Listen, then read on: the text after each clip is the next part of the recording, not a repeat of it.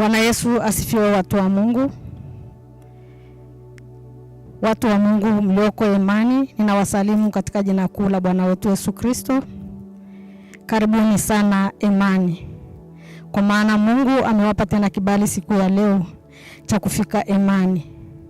Ninamshukuru Mungu kwa ajili yenu. Watu wa Mungu, tusimame tukaombe kwa ajili ya neno. Baba, katika jina lako Yesu Kristo mwana wa Mungu aliye hai, Baba ninakushukuru, ninasema asante kwa ajili ya siku nzima ya leo. Ninakushukuru Mungu hata kwa ajili yangu, kwa maana Baba ni wewe uliyenipa kibali tena cha kujongea madhabahuni mwako siku ya leo. Ninakushukuru kwa afya, kwa uzima, hata kwa ulinzi ulioweka ndani yangu. Baba ninakushukuru hata kwa ajili ya maisha ya kuhani na nabii wako ambaye umempa dhamana ya madhabahu hii, yeye pamoja na nyumba yake. Baba ninakushukuru kwa jinsi unavyomlinda, unavyompigania, unavyomtetea kila itwapo leo. Baba ninakushukuru hata kwa ajili ya wenzetu ambao wako barabarani katika kuja imani sana muda kama huu. Baba ninaendelea kukuomba Bwana ukawafanyie wepesi ili waje waungane pamoja na sisi kulisikia neno lako. Baba ninakushukuru hata kwa ajili ya wenzetu walioko majumbani mahali popote pale ambao wanatusikiliza neno la Mungu siku ya leo kupitia channel yetu ya Gideon Online TV. Baba ninakushukuru kwa ajili yao. Endelea Mungu kugusa fahamu zao na akili zao Mungu, ili wapate kulisikia neno lako zaidi na zaidi na kulielewa. Fungua malango yaliyofungwa kwa ajili ya kulisikia neno lako Bwana. Fungua masikio yao ya ndani wakapate kusikia neno lako.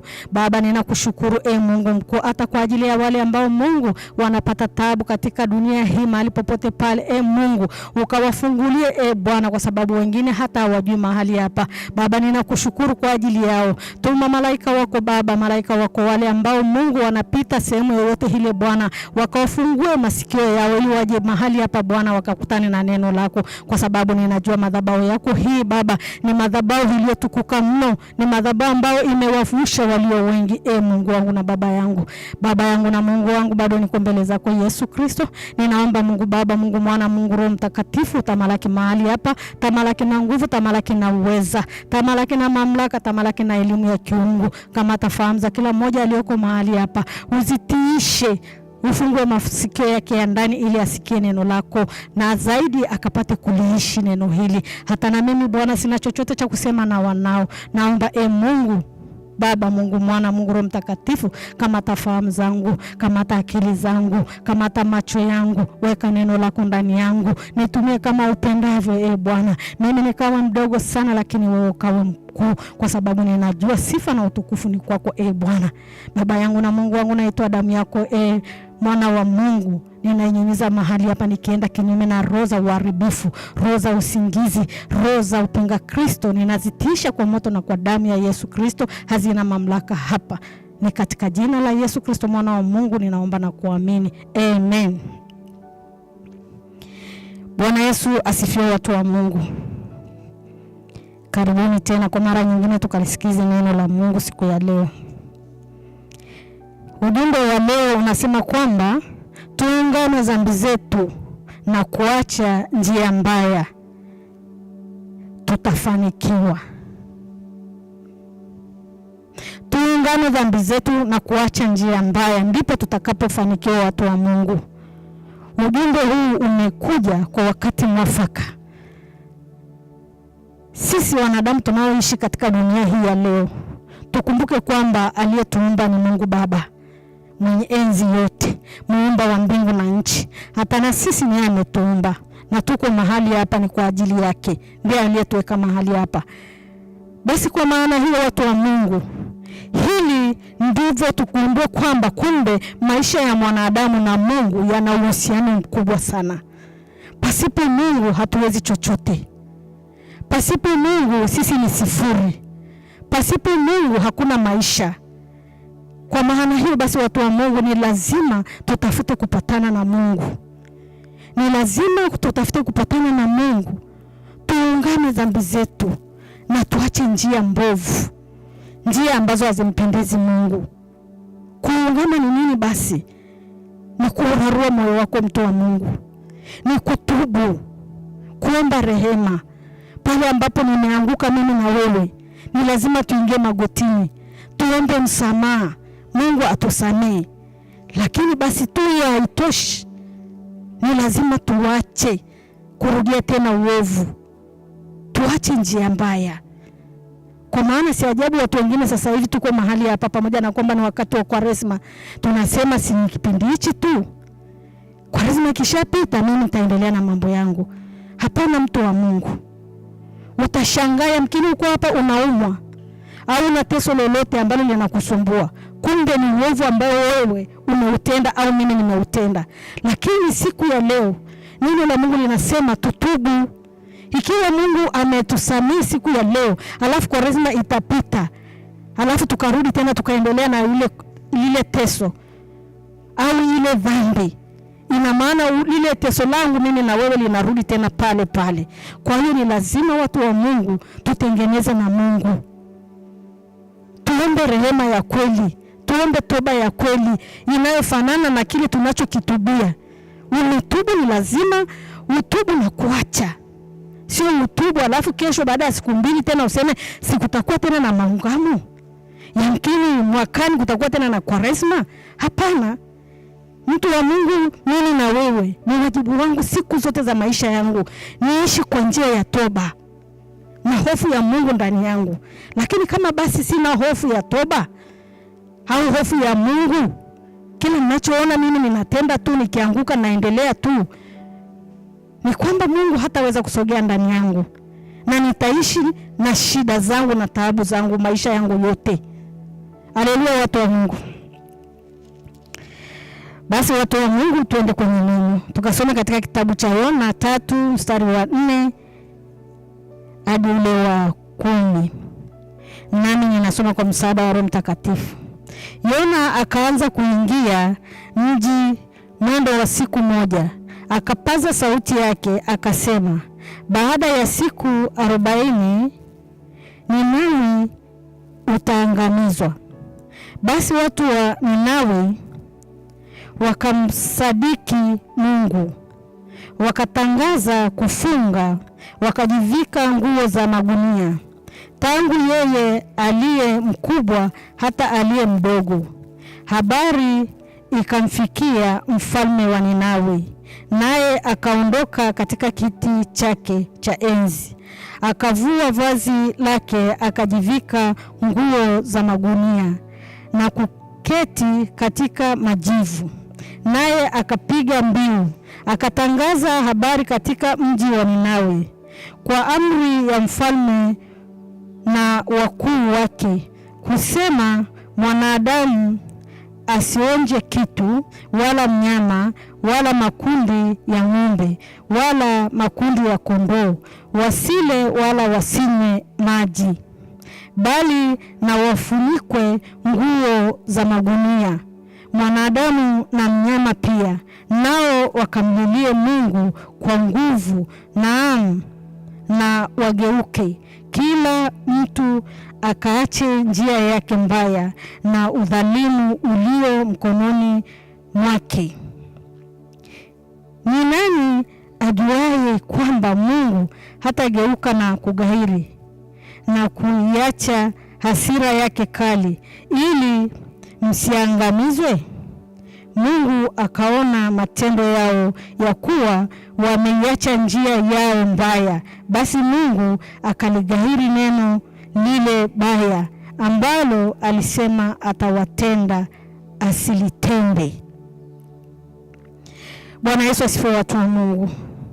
Hawa ni watu wa Ninawi, walikuwa wametenda dhambi, maovu, wakamchukiza Mungu.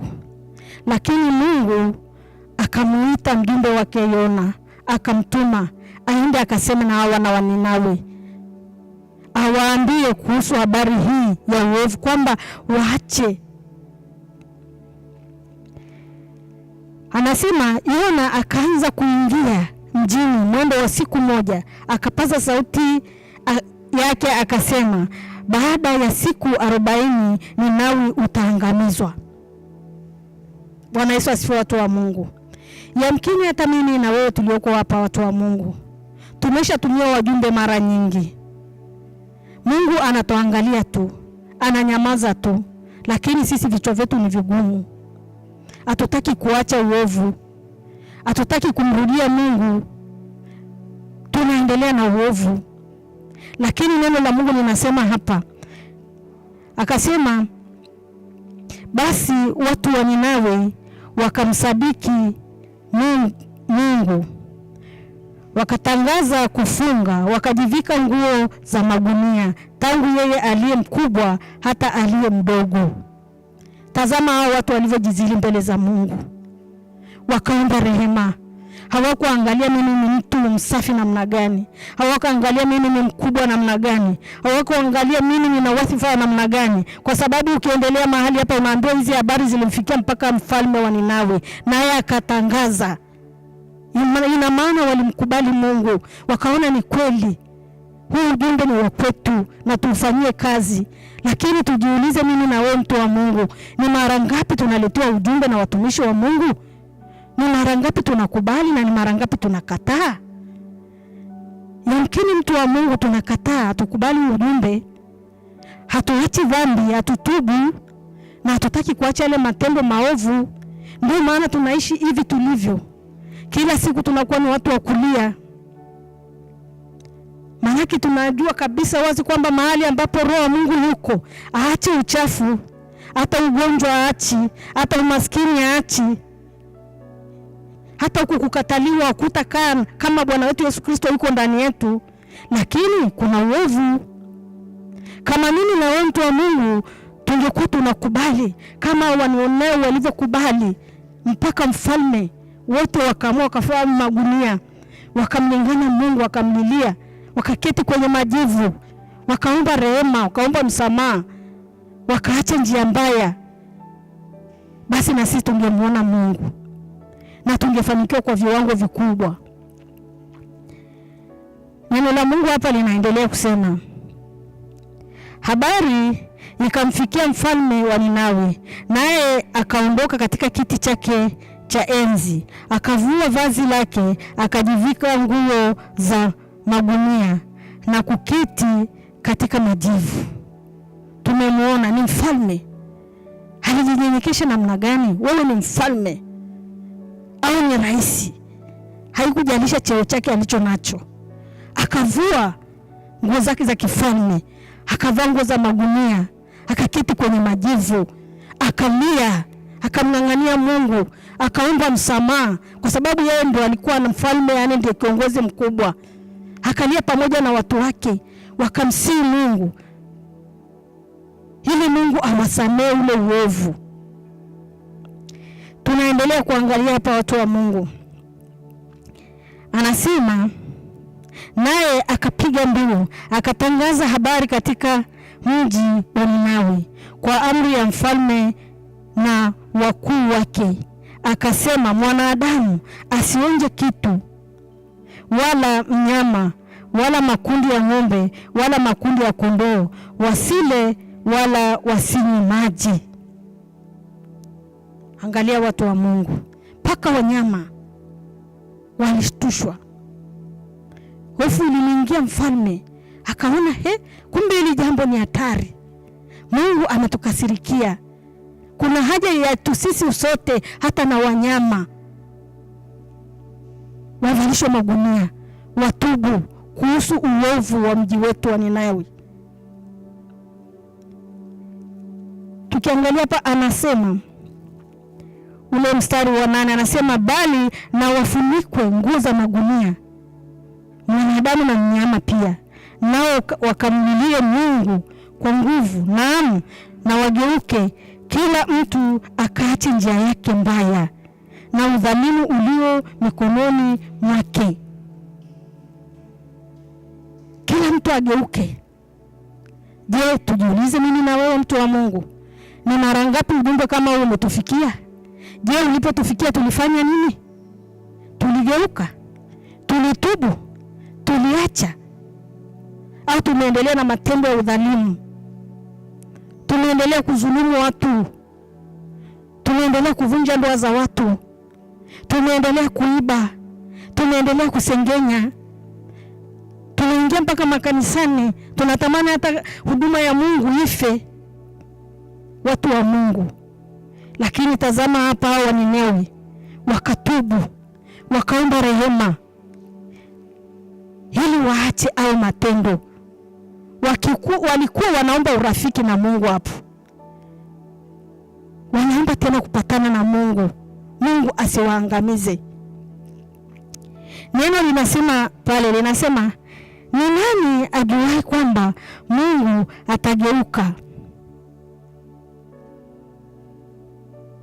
na kugahiri na kuiacha hasira yake kali ili msiangamizwe? Anaojiana na watu wake mfalme kwamba ujumbe huu umekuja. Ni nani anayejua kwamba Mungu atagahiri ili labda mimi Janes nisietubu au fulani asitubu? Kuna haja ya sisi sote na wanyama wetu tutubu, kwa maana hatujajua ni nani aliyefanya ili kosa. Ndio maana wakaamua kuingia magotini, hata na ng'ombe na mbuzi na kila kitu chenye uhai wakatubu.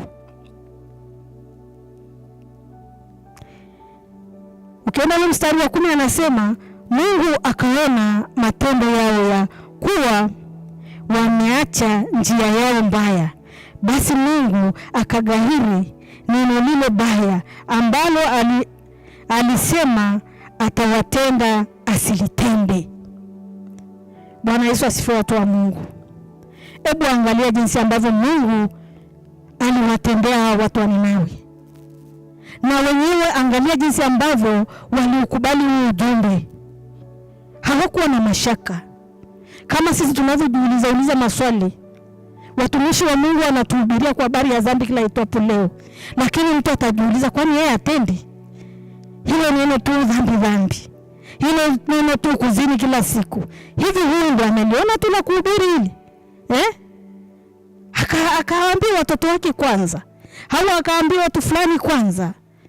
Hawa Ninawi wakupata huo muda wa kuhojiana na watumishi wa Mungu. Walikubali dakika hiyo wakalitendea kazi. Na sisi watu wa Mungu tukubali. Tunapoletewa ujumbe tuanguke magotini. Haijalishi ni nani amesema. Haijalishi watoto wake wao unawaonaje. Haijalishi ni mke wake au ni mume wake unamuonaje. Wewe achana naye. Mungu amekuona wewe siku ya leo akakuletea ujumbe. Na wao wataupata kwa siku yao. Usikae ukiojiana, utapoteza muda. Kubaliana na ujumbe ulioletwa. Tubu, acha dhambi ili wewe ukafanikiwe. Wewe na nyumba yako ikafanikiwe. Wewe yamkini ni biashara yako ikasonge mbele. Yamkini ni ndoa ikatengamae. Yamkini ni watoto wakatengamae. Kwa maana huwezi kujua kulikuwa na dhambi gani pale ambayo imewafarakanisha na Mungu, ambayo imesababisha ukapitia hapo unapopitia. Lakini unapokubali kwa moyo ukaacha, na Mungu atakusikia na atagairi adhabu yake kama hivi hao wa Ninawi. Mungu akawasamehe. Mungu akafuta ule uovu. Kwa hiyo na sisi watu wa Mungu tuwe watu wa kunyenyekea, tuwe watu wa kukubali ujumbe unapokuja mbele zetu. Bwana Yesu asifiwe, watu wa Mungu. Tufungue tena katika kitabu cha Yeremia 26.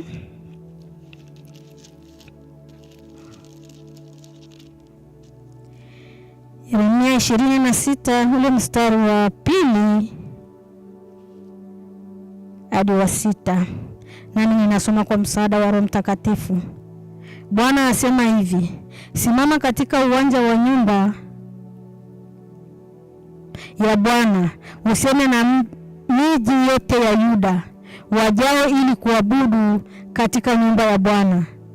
Sema nao maneno yote ninayo kuamuru kuwaambia, usizuie hata neno moja, labda watasikia na kughairi na kuacha kila mtu njia yake mbaya, ili niaghairi mabaya niliyokusudia kuwatenda kwa sababu ya uovu wa matendo yao.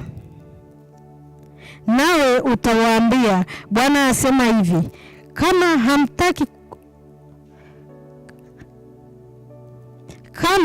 hamtaki kusikia kwenda katika sheria yangu niliyoiweka mbele yenu,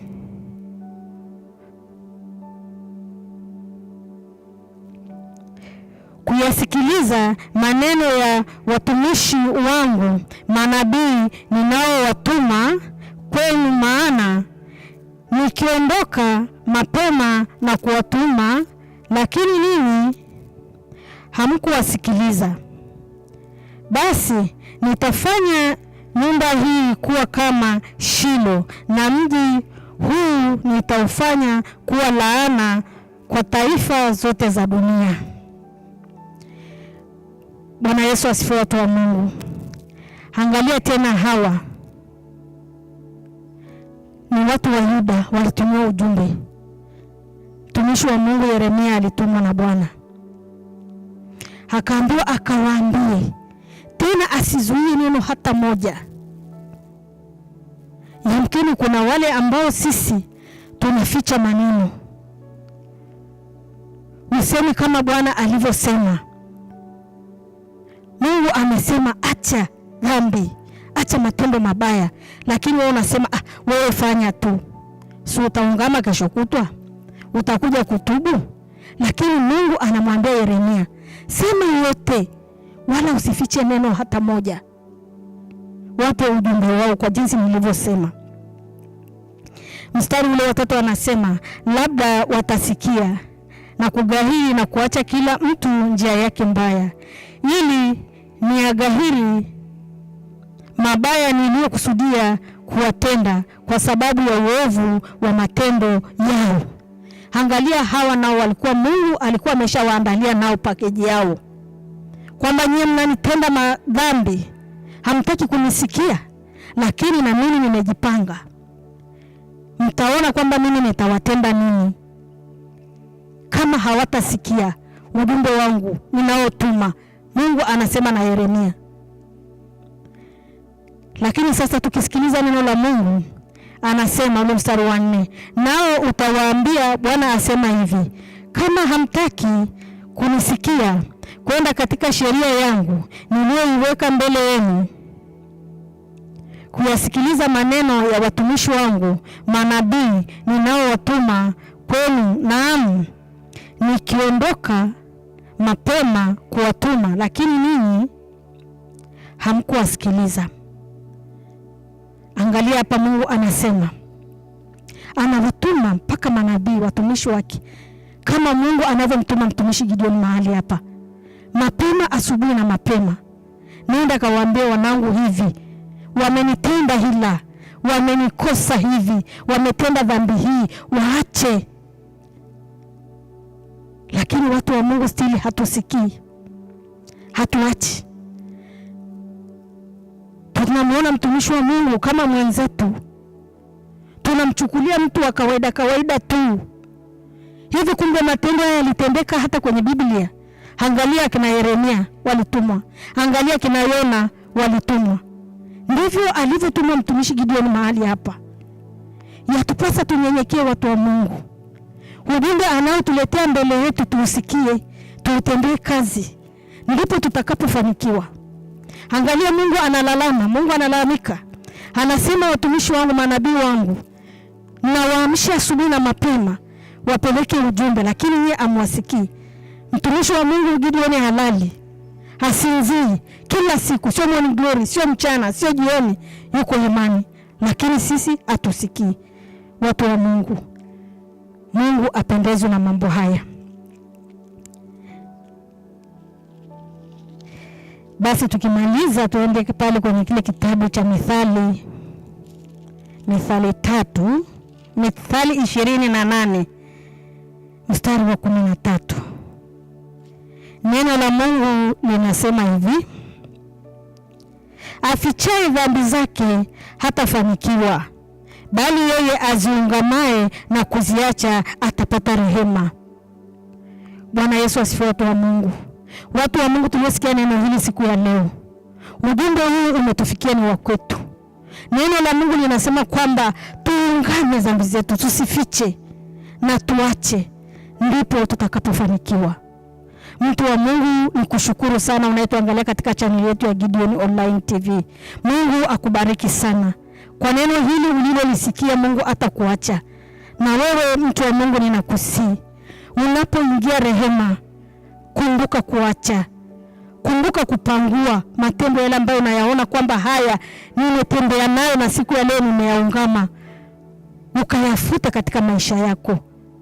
Kwa sababu kwa akili zetu na uwezo wetu hatuwezi, lakini yuko atuwezeshaye, yuko neema ya Mungu. Bwana Yesu asifiwe, watu wa Mungu. Hilo ndilo neno la Mungu. Basi niombe kwa kumheshimu Mungu, tusimame tumshukuru Mungu. Baba, katika jina lako Yesu Kristo mwana wa Mungu aliye hai, Baba ninakushukuru, ninasema asante hata kwa neema yako ya ajabu uliyotuachilia katika neno hili. Baba, tumekusikia umesema nasi kwa habari ya kuungama dhambi zetu na kuacha matendo yetu mabaya. Baba yetu na Mungu wetu, tazama Baba, hatuwezi pasipo neema yako. Ninaomba rehema Baba, ninatubu. Hata kwa ajili ya kusanyiko lote hili, hata kwa ajili ya wale ambao wanatuangalia katika channel yetu hii ya Gideon Online TV. Baba, tunaomba rehema zako na fadhila zako. Na zaidi Mungu, ninakusii ukaachilie fadhila Baba juu yao. Achilia neema ya ajabu Mungu ya uwezesho, ili Mungu wakaweze kutembea katika matendo unayoyapenda wewe, kwa sababu umesema wazishike sheria zako, kwa sababu sheria zako ndilo neno ambalo Baba litatupa uzima. Baba yangu na Mungu wangu, ninakusii, ninakuomba usituache Bwana. Usituache Mungu. Endapo tunaendelea kutubu Baba, ukatuonekanie Mungu mkuu. Kwa sababu Mungu, tazama neno lako linasema pia tutayaweza mambo yote katika yeye atutiaye nguvu. Ninaomba Mungu utatutie nguvu. Tunatamani kutembea katika njia nyoofu Baba. Tunatamani Yesu. Tunatamani tukulingane. Tunatamani kuacha maovu. Tunatamani kutembea katika njia inayokupendeza. Yesu, tunaomba nguvu yako ya uwezesho. Ni katika jina la Yesu Kristo mwana wa Mungu anaishi na kutawala. Nami ninaomba na kuamini. Amen.